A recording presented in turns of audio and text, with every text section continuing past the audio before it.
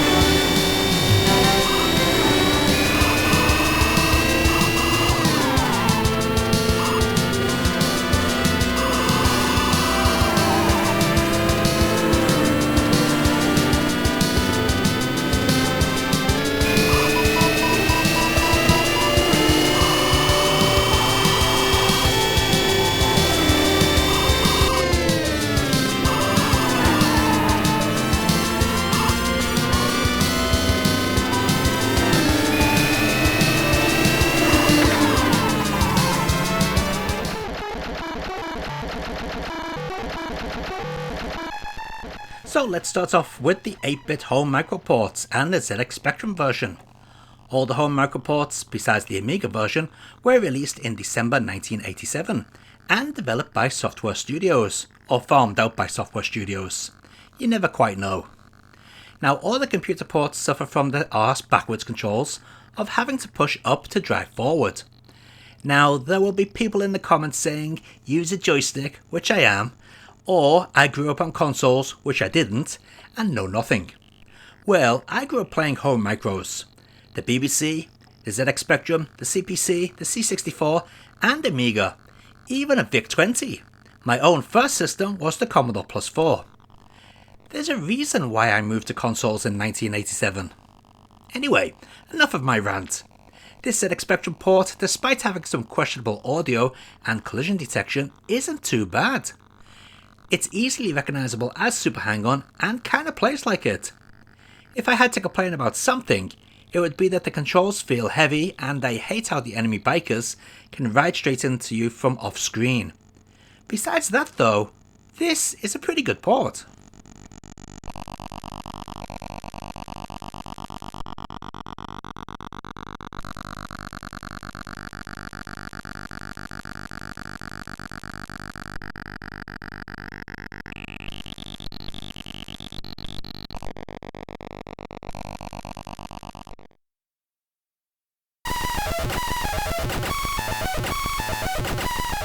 As to be expected, the Amstrad CPC version is just a shitty ZX Spectrum port. It's slow, has worse collision detection, and seems to be missing some animation, such as the dust clouds or tyre smoke. Not a great day for Amstrad CPC fans.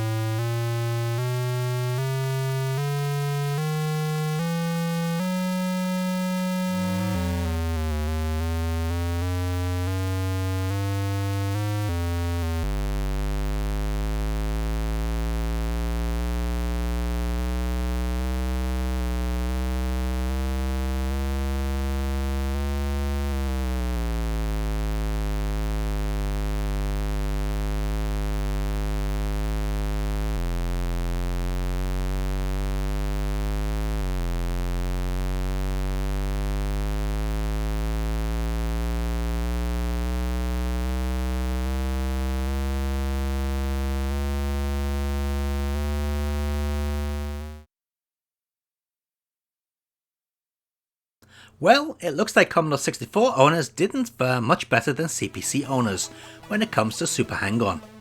Just look at how slow this is. I'm completely maxed out on speed, yet I'm hardly moving. The controls are also horrible thanks to some pretty awful lag. I'm not a fan of this by any means. Oh, and the music sucks. Sorry fans, but it truly does. Basically what happened is rather than going to the effort to recreate the arcade soundtrack, Mr. Steve Barrett seems to have just added some tunes that he had lying around somewhere. I hope the next port is better.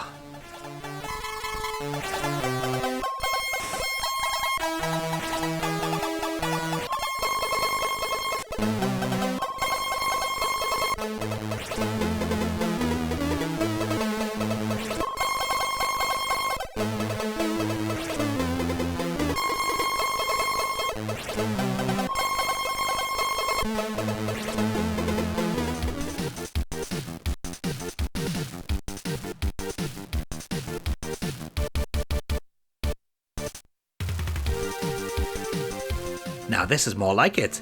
Super Hang-On for the Atari ST is actually pretty good. The developers have put in some effort to port this game competently to the hardware available at home. We get some reasonable music and sound effects, as well as analog controls via the mouse. We even get a 50-60Hz toggle, just like Power Drift. I think back in 1987, this would have been considered a fantastic port.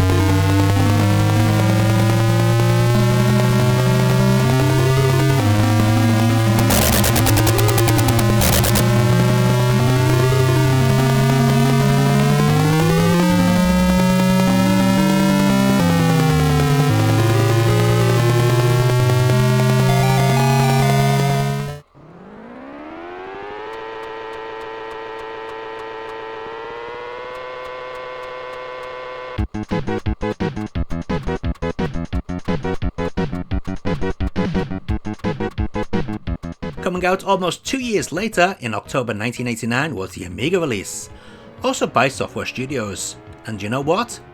It's actually not too bad. Sure, the colour palette is crap and the music is pretty laughable and it runs at a low frame rate, but it plays reasonably well, has true analog controls via the mouse and a rarity in Amiga arcade ports, music and sound effects simultaneously. It even has sprite scaling for the bikes. Oh, it looks like anyway. Yes, Super Hang-On on the Amiga isn't bad at all, but should it have been better? Let's face it, it came out 2 years after the Atari ST, it's basically the same game.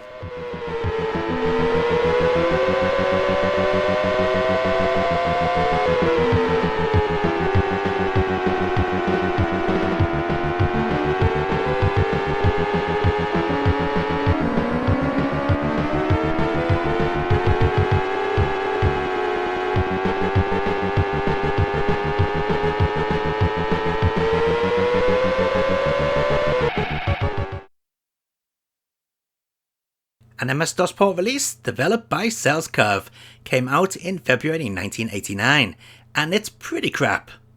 Well, maybe that's because I can't figure out the controls.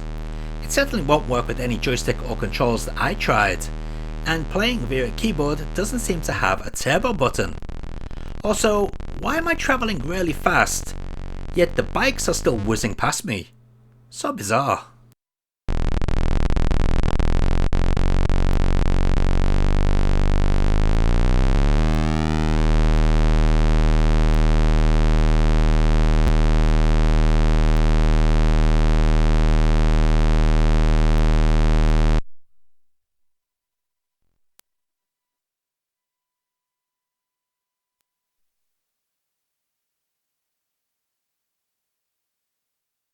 The exact same month and year as the Amiga release saw the Mega Drive first release in Japan on October 7th, 1989. Developed internally by Sega AM2, I'd expect this to be better. In fact, in my mind, I always thought this port was just as fast as the arcade version, but as you can clearly see, it's not even close. The Mega Drive version does look good in stills, but man, that frame rate kills it. Still, it looks like Sega knew this, and they threw in an original mode too, where you can buy parts for your bike, different mechanics and more. Thing is, this mode is extremely slow to start off with. Just look at that!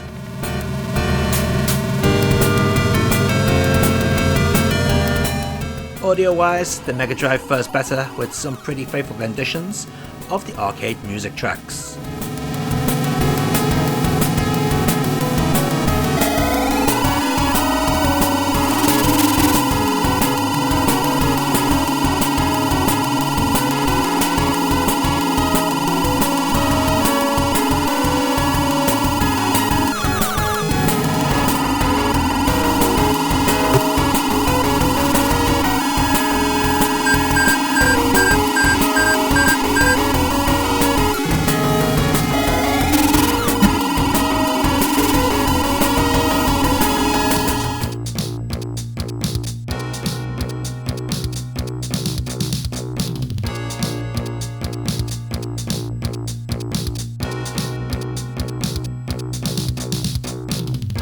Christmas Day 1989 was a great day for X68000 Super Hang-On fans.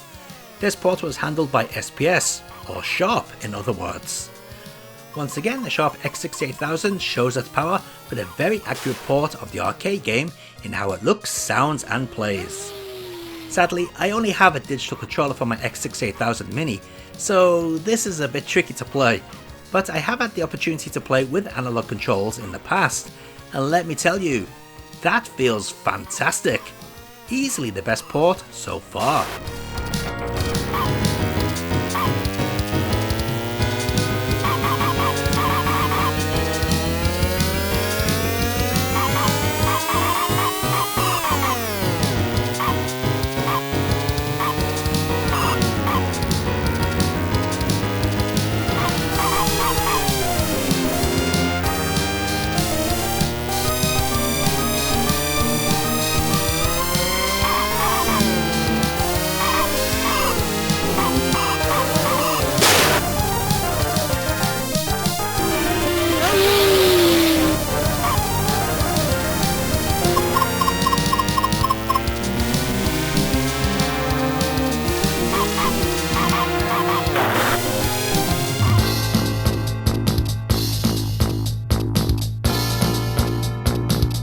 March 27, 2013 saw the M2 developed Nintendo 3DS version hit Japan with a Western release coming later in November.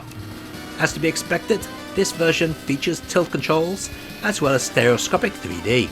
But is it any good? Of course it is! Super Hang-On on the 3DS is the best way to play the game outside of the arcade. It's fantastic! And because it's an M2 port, there are some cool extras such as tweaking the audio equalizer. I love stuff like that.